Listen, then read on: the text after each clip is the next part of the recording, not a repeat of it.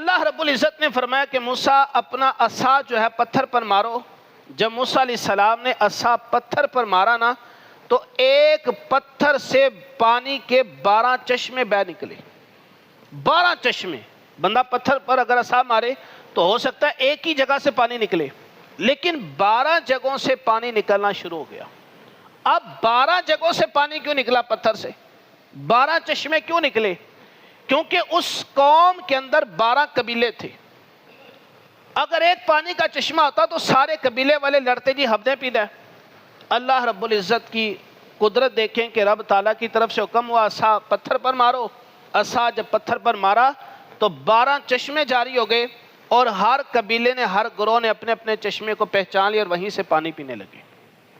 اور دوسری چیز، ایک تو تھا اللہ تعالیٰ نے ان پر کیا کیا، آسمان سے بادل ان پر رکھے تاکہ گرمی کی شدت، دھوپ کی تپش سے بچے رہیں۔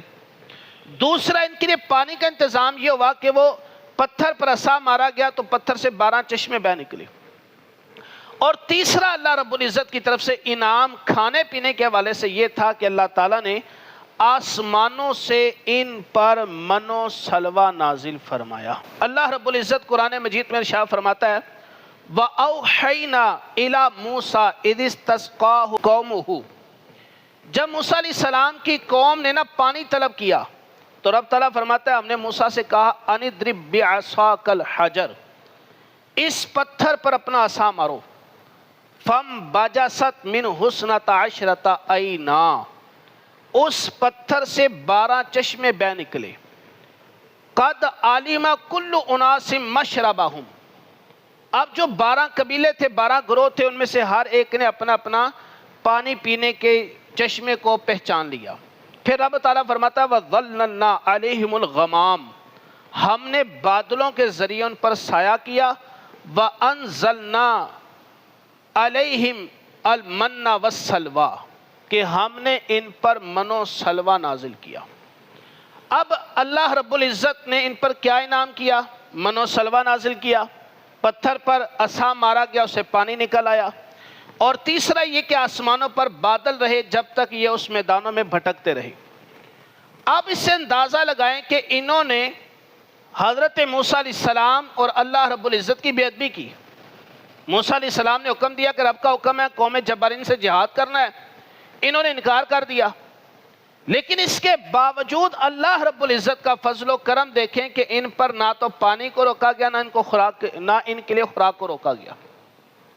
اچھا، جب ان پر من و سلوہ نازل ہوتا، روزانہ کھاتے، ان کے لیے حکم یہ تھا کہ ایک دن کا کھانا اگلے دن کے لیے بچا کر نہیں رکھنا۔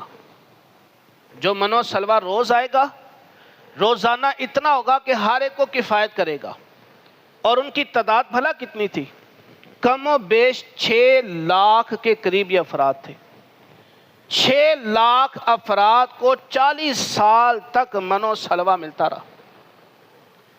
اب جس وقت انہیں حکم یہ تھا کہ من و سلوہ جو تمہیں اللہ کی طرف سے کھانا مل رہا ہے نا، اسے بچا کر نہیں رکھنا، تو انہوں نے، کچھ لوگ تھے جن کا اعتقاد، جن کا ایمان بڑا کمزور تھا، انہوں نے سوچا کہ اگر اگلے دن من و سلوہ نہ اترا تو ہم کیا کریں گے، بھوکے مر جائیں گے۔ تو انہوں نے کچھ نہ کچھ من و سلوہ بچانا شروع کر دیا۔ جب انہوں نے بچا کر اگلے دن کے لیے رکھا نا، تو پتہ چلا کہ جو اگلے دن کے لیے کھانا رکھا تھا نا من و سلوہ، وہ خراب ہو گیا۔ نبی اکرم صلی اللہ علیہ وسلم نے فرمایا کہ بنی اسرائیل قوم نے جو من و سلوہ بچایا نا، اگلے دن کا کھانا بچا کے رکھا، اس سے پہلے بنی اسرائیل قوم سے پہلے کبھی بھی کھانا خراب نہیں ہوتا تھا، نہ گوشت خراب ہوتا تھا، نہ کھانا خراب، چاہے وہ سال پڑا رہے۔ جب بنی اسرائیل کے اعتقاد میں کمزوری آئی نا کہ اگلے دن اگر من و سلوہ نہ اترا تو کیا کریں گے، بھوکے مر جائیں، بچانا شروع کر دیا۔ اس وقت سے لے کر آج تک یہ گوشت اور کھانا خراب ہونا شروع ہوا ہے۔ اس سے پہلے کبھی کھانا خراب نہیں ہوتا تھا، چاہے سال پڑا رہے۔ آج کھانا خراب ہو جاتا ہے نا تھوڑی دیر کے بعد، جو آپ نے کھانا بنایا ہوا ہے، کوئی سالن ہے، گوشت ہے، تو وہ خراب ہونا شروع ہوتا ہے۔ بنی اسرائیل قوم کی اس حرکت سے پہلے کبھی ایسا نہیں ہوا کہ کھانا خراب ہو جائے۔ اعتقاد کمزور تھا، کہ اگلے دن کیا بنے گا. جن لوگوں کے اعتقاد کمزور ہوتے ہیں نا تو وہ پریشان رہتے ہیں، اور جن کا توکل بھروسہ اللہ کی ذات پر ہوتا ہے ان کو پریشانی نہیں ہوتی. اب جس وقت منو سلوا اترا، بچانا شروع کر دیا، وہ خراب ہونا شروع ہوا. اچھا روزانہ ایک ہی طرح کا کھانا کھا رہے ہیں. اب یہ روزانہ ایک طرح کا کھانا بغیر محنت کے تھا اور بڑا وی آئی پی کھانا تھا. اس قوم نے حضرت موسیٰ علیہ السلام سے کہا کہ موسیٰ علیہ السلام ہم روزانہ کیا ایک ہی کھانا کھائیں؟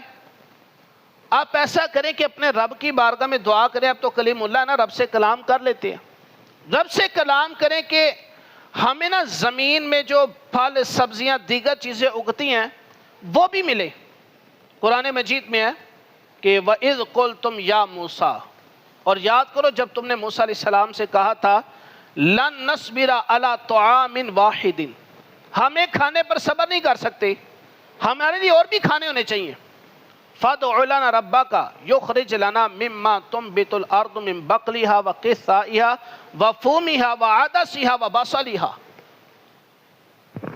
اس قوم نے کہا اے موسیٰ علیہ السلام اپنے رب سے دعا کریں کہ رب تعالیٰ زمین سے ہمارے لیے ان چیزوں کو اگائے، ان چیزوں کو عطا کرے جو زمین اگاتی ہے. من بقلیہا، اس قوم نے کیا کہا؟ وہ کہا کہ ساگ. من بقلیہا کا مطلب ہوتا ہے ساگ. وقثائہا ککڑی، وفومیہا گندم، وعدسیہا مسور کی دال، وبصلیہا اور پیاز. انہوں نے کہا جس طرح یہ جو پیاز ہے، مسور کی دال ہے اور ککڑی ہے، ساگ ہے، جس طرح زمین سے اگتی ہیں، زمین میں پیدا ہوتی ہیں، اللہ تعالیٰ ہمارے لیے ان چیزوں کو پیدا کرے، ان چیزوں کو اگا دے تاکہ روزانہ ایک ہی کھانا ہم کھا رہے ہیں تو ہمارے لیے مختلف کھانے ہونے چاہیے. اب حضرت موسیٰ علیہ السلام کا جواب کیا تھا؟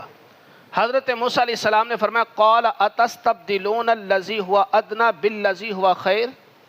فرمایا اے قوم، اللہ تعالیٰ تو تمہیں بہترین جو کھانا عطا کر رہا ہے، تم چاہتے ہو کہ اس بہترین کو چھوڑ کر، اس اعلیٰ کو چھوڑ کر ادنا کھاؤ، سبزیاں کھاؤ، دالیں کھاؤ، حالانکہ جو تمہارے لیے منو سلوا اترا ہے یہ بہت اعلیٰ ہے تمہارے لیے. تو فرمایا کیا تم اعلیٰ چیز کو چھوڑ کر ادنا کی طرف جا رہے ہو؟ ہاں اگر اس طرح کی چیزیں کھانی ہیں تو اہبطوا مصرا فإن لکم ما سألتم، ٹھیک ہے پھر مصر چلے جاؤ. اب یہاں پر مصر سے مراد وہی ہے جو مصر چھوڑ کر آئے تھے ملک شام کی طرف، یا پھر مصر سے مراد ہے کسی اور شہر چلے جاؤ، وہاں تمہیں مل جائے گا. ان میدانوں کے اندر تو اللہ رب العزت جو تمہیں عطا کر رہا ہے صبر شکر کر کے کھاؤ،